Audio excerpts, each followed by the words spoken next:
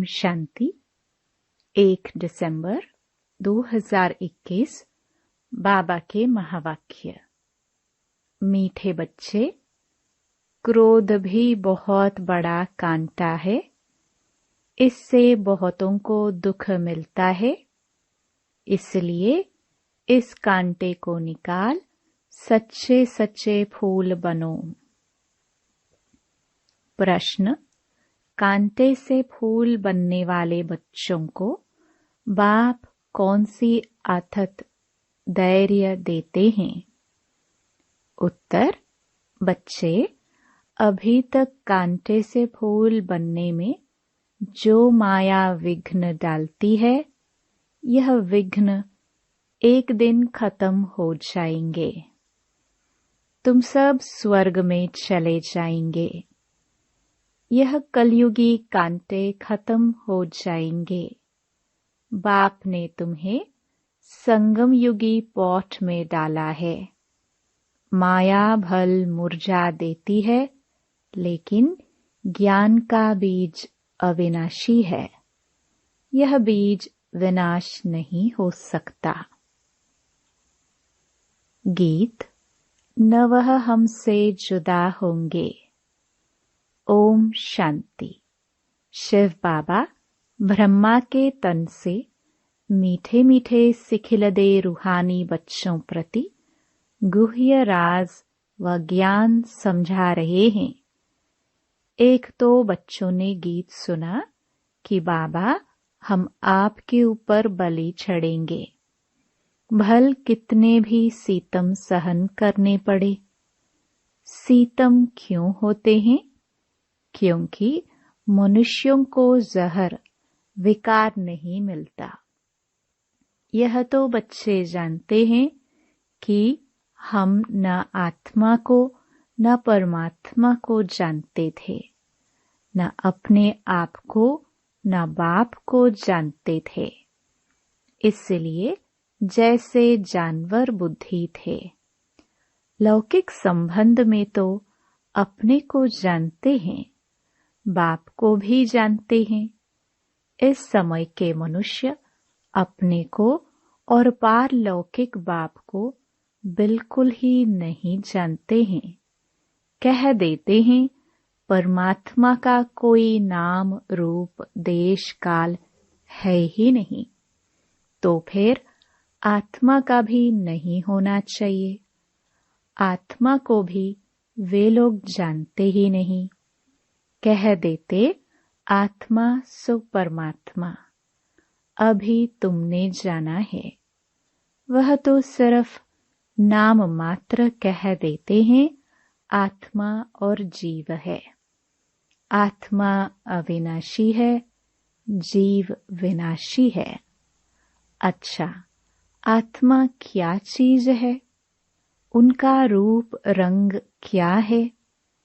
नाम तो जानते हैं कि आत्मा है, परंतु वह कैसी है, क्या करती है, कैसे कैसे पाठ बजाती है, कितना समय पाठ बजाती है, इस आत्मा की नॉलेज का कोई वर्णन कर ना सके। अभी तुम जानते हो आत्मा छोटा स्टार है। आत्मा में ही सारा 84 जन्मों का पाठ अविनाशी नोंधा हुआ है। शंकराचार्य की आत्मा भी अपना पाठ बजा रही है। यह भी कोई नहीं जानते कि आत्मा कैसे सतो प्रधान फिर सतो रजो तमो में आती है। सिर्फ कह देते हैं भ्रकुटी के बीच चमकता है अजब सितारा, बस, और कुछ नहीं जानते। आत्मा को नहीं जाना, गोया परमात्मा को नहीं जाना। इस समय यह है कांटों का जंगल। सब कांटे हैं। न रचयिता परमपिता परमात्मा को जानते हैं, न रचना के आदि मध्य अंत को जानते हैं। तुम बच्चे आत्मा और परमात्मा को जानते हो, सो भी नंबरवार पुरुषार्थ अनुसार। बहुत बच्चे हैं जो यथार्थ रीति नहीं जानते। देह अभिमान में रहने के कारण पूरी धारणा नहीं होती है। नंबरवार तो है ना। पूछते हैं, बाबा ऐसे क्यों है? बाबा कहते हैं, बच्चे, यह राजधानी स्थापन हो रही है। इसमें सब प्रकार के जरूर चाहिए। पत्थर बुद्धि हो तब तो कम से कम पद पाए। अगर खुद जानते हो तो औरों को भी समझाए। तुम कहेंगे आगे चलकर समझाने लग पड़ेंगे, परंतु ऐसे भी कोई चाहिए तब तो कम पद मिलेगा ना। कहाँ राजा कहाँ प्रजा, कितना फर्क है। यहाँ तो राजा प्रजा सबको दुख है। सतयुग में न राजा को दुख न प्रजा को, परंतु मर्तबे में फर्क है। पूरी धारणा न होने के कारण किसको समझा नहीं सकते हैं। फिर कोई न कोई कांटा लगता रहेगा, कभी लोभ का, कभी मोह का। भूतों की प्रवेशता होती रहेगी। यह भी होना है जरूर। तुम हो प्रजापिता ब्रह्मा कुमार कुमारियां। प्रजापिता का बाप कौन? शिव बाबा। बाकी शिव का बाप कोई होता नहीं। यह ब्रह्मा विष्णु शंकर भी शिव की रचना है। तो सब हो गई आत्माएं। परमपिता परमात्मा एक है। ब्रह्मा विष्णु शंकर अथवा लक्ष्मी नारायण आदि कोई भी मनुष्य आत्मा से कभी गति सद्गति का वर्षा मिल नहीं सकता। मनुष्य न आत्मा को यथार्थ जानते हैं न परमात्मा को जानते हैं। एक परमपिता परमात्मा ही आत्मा का रियलाइजेशन करा सकते हैं। ज्ञान से सद्गति होती है। ज्ञान तो एक बाप ही देते हैं। कोई कोई बच्चे फिर यज्ञ की स्थूल सेवा भी बहुत करते हैं। इस सब्जेक्ट से भी मार्क्स मिलते हैं। अब तुम बच्चों को बाप अमर कथा तीजरी की कथा सुनाते हैं। यह वास्तव में कथा नहीं है, यह है रूहानी ज्ञान। अपने को और बाप को जानना। वह तो कह देते हैं जैसे पानी से बुदबुदा निकलता है फिर समा जाता है। हम ब्रह्म से पैदा हो पाठ बजाए फिर ब्रह्म में लीन हो जाते हैं या ब्रह्म ही बन जाते हैं। और कोई रचना और रचता का ज्ञान है नहीं। ज्ञान तो बाप ही आकर समझाते हैं। इनका नाम है शिव। फिर उनको कोई रुद्र भी कहते हैं, कोई पाप कटेश्वर भी कहते हैं। अनेक नाम रख पूजा की सामग्री बढ़ा दी है। जो जो परमात्मा ने कर्तव्य किया है उस पर भिन्न भिन्न नाम रख बहुत मंदिर बना दिए हैं। अब बाप कहते हैं यह है कांटों की दुनिया, विषय सागर। यह भी सबसे लिखाया जाता है कि ईश्वर सर्वव्यापी नहीं है। बाप तो आकर भारत को स्वर्ग बनाते हैं तो सारी दुनिया स्वर्ग बन जाती है। यह भी किसकी बुद्धि में नहीं आता। शास्त्र सब हैं भक्ति के। बाकी हर एक को अपने अपने काम का ज्ञान है।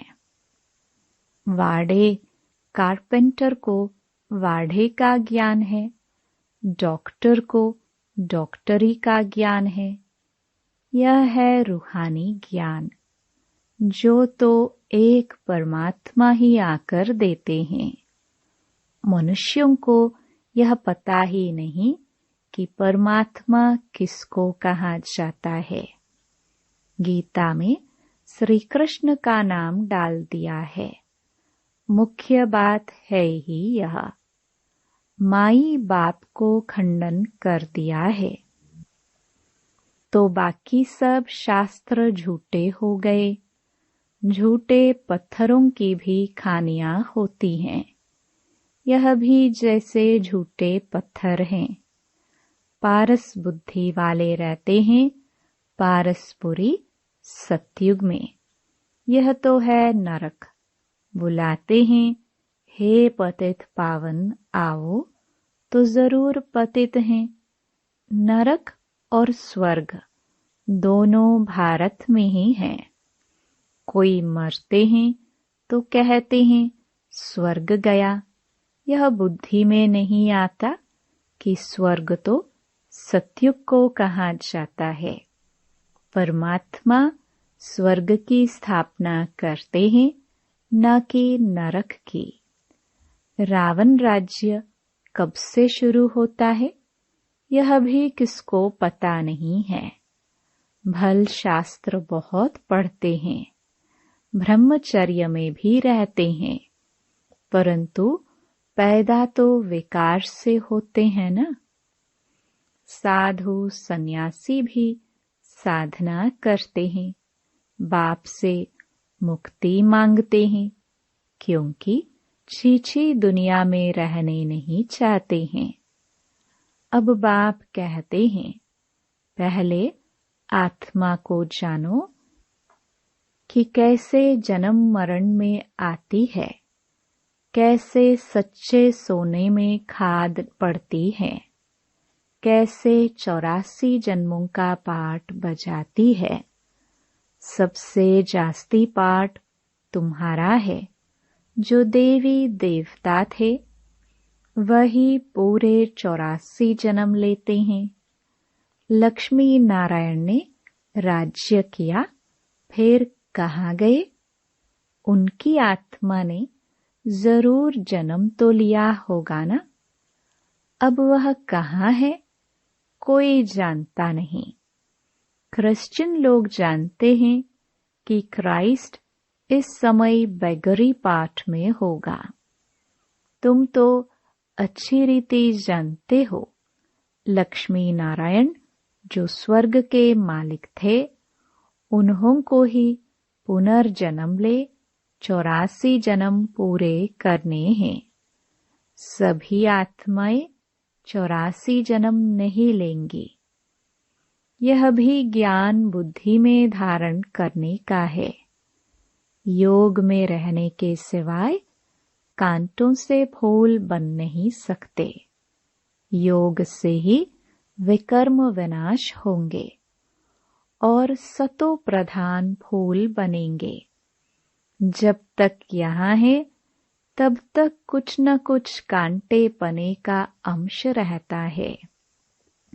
फूल बन गए फिर तुम यहाँ रह नहीं सकेंगे। फूलों का बगीचा सतयुग को कहा जाता है। अभी तुम कांटों के जंगल अथवा रावण के राज्य में हो। सब कांटे ही कांटे हैं। जो बहुत कांटों को फूल बनाते हैं, उन्हें ही सच्चा खुशबूदार फूल कहेंगे। एक फूल होता है किंग ऑफ फ्लावर, सफेद होता है, टेबल पर रखा जाता है, फिर खिलता रहता है, खुशबू बढ़ती रहती है। ऐसा फूल कोई होता नहीं। अब किंग फूल है तो क्वीन भी चाहिए। रात की रानी गुलाब मोतिया आदि अच्छे अच्छे फूल हैं। फ्लावर शो दिखाते हैं, वहाँ सब अच्छे अच्छे फूल ले आते हैं। जो अच्छे अच्छे फूल लाते हैं उनको इनाम भी मिलता है।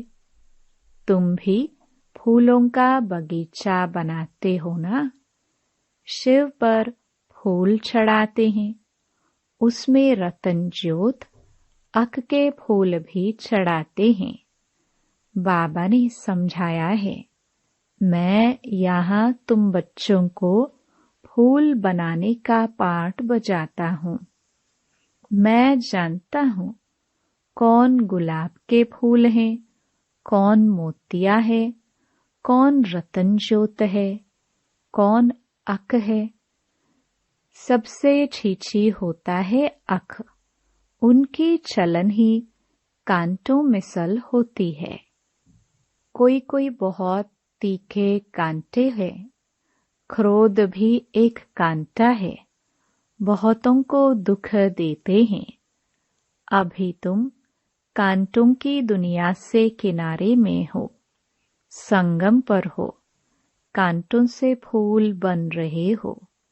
जैसे माली कांटों को निकाल फूलों को अलग पॉट में रखते हैं, तुमको भी बाबा ने अलग कर दिया है। तुम संगम पर हो, तुम्हारी मरम्मत होती रहती है, फिर भी माया कांटा बना देती है। फिर भी एक बार हमारा बन गया ना, तो यह माया के विघ्न भी एक दिन खत्म हो जाएंगे। फिर यह जो पॉट में लगे हुए फूल हैं, वह सब स्वर्ग में चले जाएंगे।